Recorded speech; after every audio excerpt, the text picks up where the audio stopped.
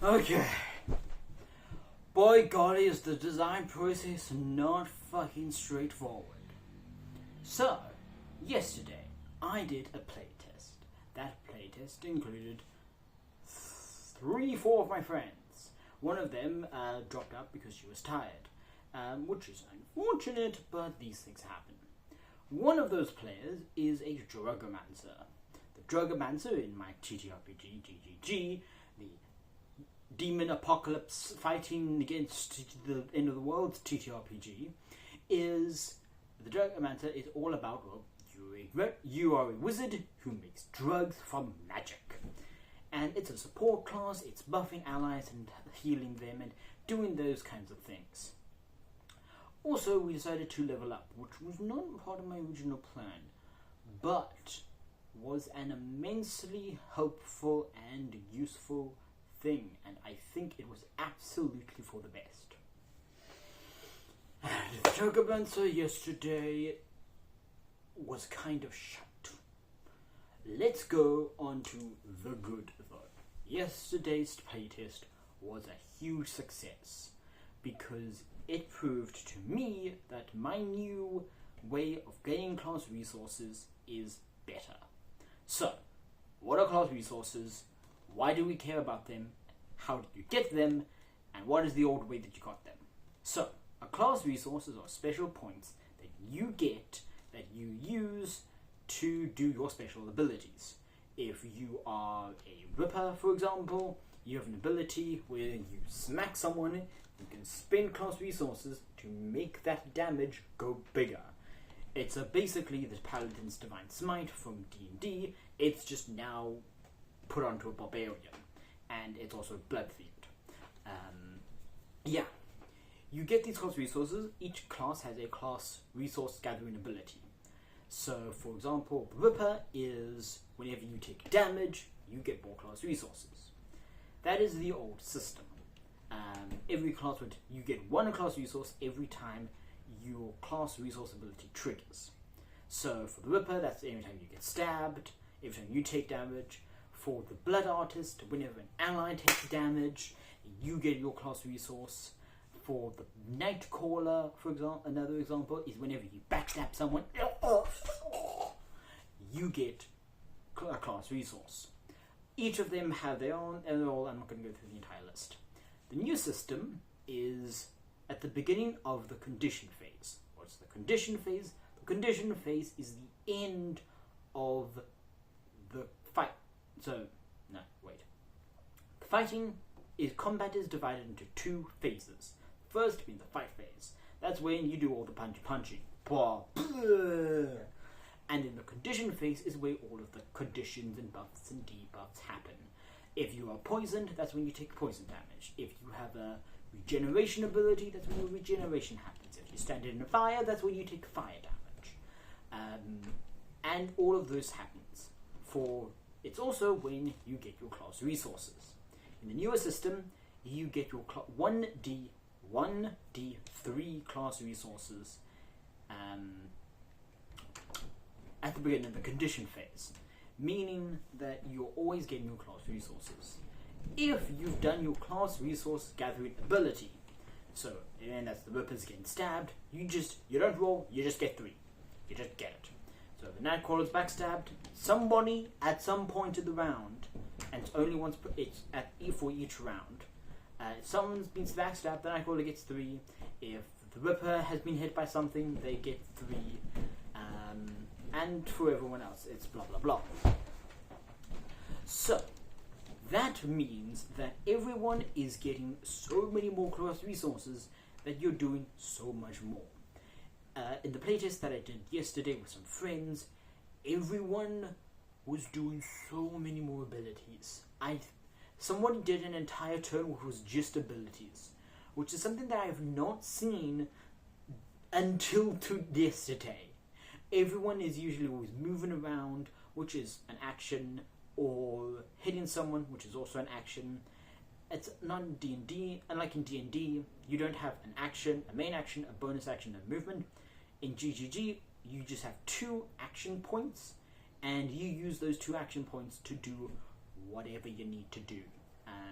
yeah, and yeah, the character used all of their action point, all of their AP in one turn, and it was cool. You have interrupt points, which are basically your reaction, the thing that allows you to do stuff in other people's turns. An enemy moved, they teleported closer to him with her interrupt point. Then on her turn, she made a corridor of darkness up a cliff, and then used that to teleport into the darkness, meaning the guy up on the cliff did not know that she was there, and she just went, "Hello, I'm not behind you." And in the next round, she backstabbed the guy, killing him in one go, because she also had double damage, but and yeah, it was awesome. I loved that. And that's why I call it a huge success. However, the Dragomancer kind of sucked. It was just... I think the player described it the best, and that is the Dragomancer has no interaction. And yeah, that's true. That was true. The Dragomancer is the most complicated class in the game. I think it's still manageable, but there is still a lot going on. So, how does the Dragomancer work? We'll go for the basics. That is, the Dragomancer has their main ability. They get dealer points, which they use. It's their class resource, and they use their dealer points on their special abilities. Dragomancers have 3 kinds of abilities. You have your normal class abilities. You have simple tinctures and complex tinctures. Simple tinctures, I'm not trying to give you the middle finger, but that is just how it looks. That is just how the human body looks. Simple tinctures are used to win there. At the beginning, the rule is, if I remember it right, is at the beginning of the condition phase, if an ally has consumed a simple tincture, you get 3 class resources. So the 2 main simple tinctures are rejuvenating syringe, which is you poke that into someone and they start to regenerate. And then deft aim, which is you poke it into someone and they start to be able to hit more accurately. Those are the 2 main simple tinctures. There's complex tinctures, which don't give you class resources if they get consumed, and instead use them, but are more powerful and are your more special abilities. Yeah. And at level 1, 2, at the base, the tinctures, yeah, the Dragomancer didn't have any... They didn't have any damage. They had 1 damage ability called Balancing Destruction, which is you point at an ally and you remove all buffs from that ally. Look. And then for every 2 buffs that ally you've removed, you get to deal damage a number of d6s equal to it for every 2 runs. So if you have removed 6 debuffs, 6 stacks of a debuff from an ally, you get to do 3d6 damage. And if you've removed 3 debuffs from an ally, you get to do 2d6 damage. No, 1d6 damage. Because it's for every 2 and you then round down. And that scaling, although is potentially infinite scaling, it does also kind of mean that you don't have any real damaging effects, because, well, most at level 2, most of your, even level 1, level 2,